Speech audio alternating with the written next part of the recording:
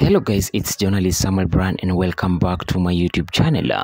If it's your first time here, kindly consider subscribing, and if you're a returning subscriber, thanks so much for your support.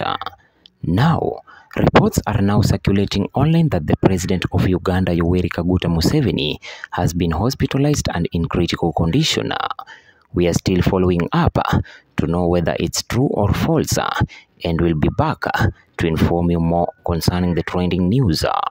Remember, this is happening when Kenyans are still mourning their beloved former Prime Minister Raila Amolo Odinga, who passed on earlier this week on Wednesday 15th while receiving treatment in India.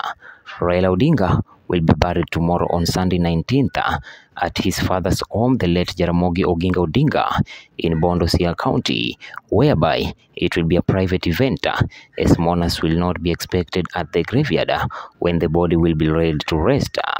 May Raila Amolo Odinga's soul rest in eternal peace. Thanks for watching.